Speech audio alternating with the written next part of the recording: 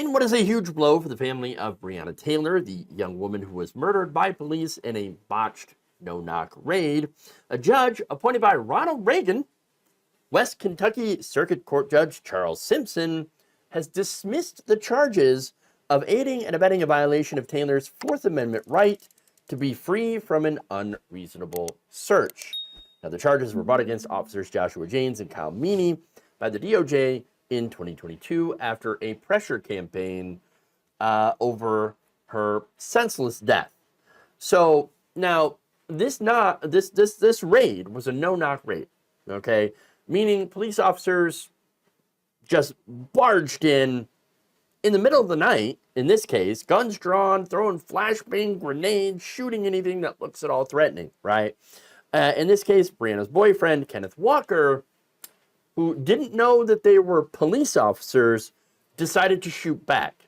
He was a legal, lawful gun owner, supposed to have a Second Amendment right in this country. And so if people who do not identify themselves as police break through your door with guns drawn, you're going to shoot. Makes sense, all the sense in the world.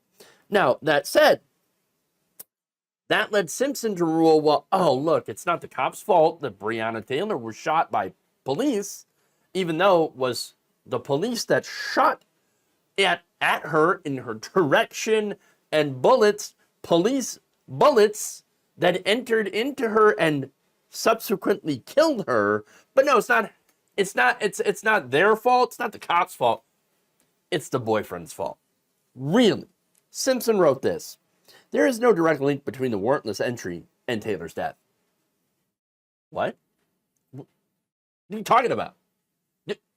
If you hadn't done a warrantless entry, a no-knock raid at 12:45 a.m., middle of the night, while everybody's sleeping, then yeah, she wouldn't be dead. It's simple. But he says, no. Kenneth Walker's decision to open fire, as alleged and argued, was the natural and probable consequence of executing the warrant at 12:45 a.m. on an unsuspecting household. That decision prompted the return fire, which hit and killed Taylor. So, hold on. That's a contradictory statement. Had there not been warrantless entry, none of this would have happened in the first place. And one of the reasons there was a warrantless entry is because police had falsified documentation to justify the raid.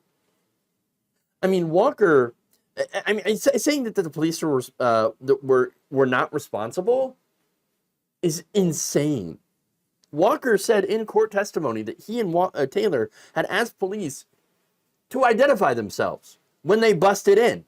They did not do so. How did he know? How was he supposed to know they're police? Is he supposed to use telepathy? They're wearing plain clothes. Not identified as police, guns drawn. What are you supposed to do? He had no idea who he was dealing with. In fact, look, he had called 911 during the exchange. Oh my God, hey, I gotta call the police because there are random people breaking into my house and shooting at me. Oh, wait, that is the police. Well, I didn't know. How are you supposed to know? That's why he ended up getting the charges dropped against him for shooting at police. Because the police didn't tell them, hey, we're police. Had they said, hey, we're police, things might have gone a little differently. In fact, I can almost guarantee they would have gone differently. Now, when it was over, by the way, to show you how much disdain police had for both Walker and Breonna Taylor, the officer who asked him, who had, they've been shooting at each other, right? Afterwards, after everything died down, Walker was asked, hey, were you hit? When he said no, the officer responded, well, that's unfortunate. Oh, no, but, police, they're the ones that are supposed to feel so terrible for what they did. Apparently they didn't. Now, Simpson ruled, even if the warrantless entry were the actual and proximate cause of Taylor's death, which it was it was falsified warrant. He says James and Meany may still be exonerated if the law deems that an intervening act is a legal cause. While the indictment alleges that James and Meany set off a series of events that ended in Taylor's death, it also alleges that Walker disrupted those events when he decided to open fire, because every rational person would. Isn't that what the NRA says? Isn't that what right-wingers say? Oh, yeah, a home intruder, fire away. Well, these were home intruders. Again, no identification of them being police officers. They were home intruders intruding into his home. What do you think that they were going to do? But the judge is like, look, he doesn't have a, Walker doesn't have a right to the Second Amendment. He doesn't have the right to defend himself or his home. Wait, what?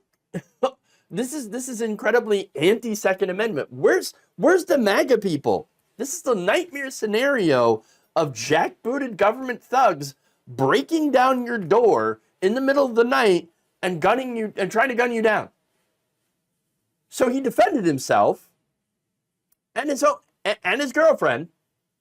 She died, and suddenly it's his fault. Even though the police had no business breaking into their house in the first place. There was no crime committed. Well, of course, apparently these are some of the same people that say, wow, he should have submitted to the government. Wait, hold on. You can't hold that opposite position. Oh, but they do for one reason. Well, because he's black. Because these were two black people. And apparently in America, you're not allowed as a black person to have a Second Amendment right. Again, this is what they're doing. This is what they've ruled. I remember there was another black man who was at a stop, and he's like, "I have a gun. It's legal.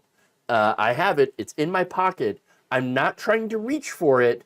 I'm just telling you that I am armed. I'm going to take it. I'm going to put it down, right? And as soon as he gets near it, he gets shot and killed by a police officer. Even though he's saying, I do not intend to shoot you with this. Here, I am armed. I am armed. I am legally armed. Do not shoot me. I do not intend to shoot you. Okay? Doesn't matter. If you're a black person in America, you do not have the Second Amendment right. If you're a white person in America, then you've got all the rights in the world. Especially if you're a right-wing white person. Okay? A white right-winger. Then you've got all the guns rights in the world. And you can gun down just about anybody you can imagine. But be a black person and have a legal weapon and defend yourself with it against who you believe are intruders, because they are, then it's your fault. It's your fault that this happened. It's your fault that your girlfriend died. Even though it was our bullets and our officers that did the shooting. This is absolutely ridiculous. Thank you for watching. If you enjoyed this video, please like, share, subscribe, hit the bell icon in order to get notified whenever a new video is released.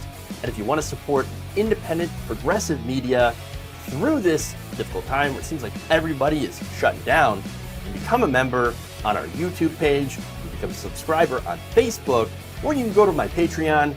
It's patreon.com/Jeff Waldorf. Thank you.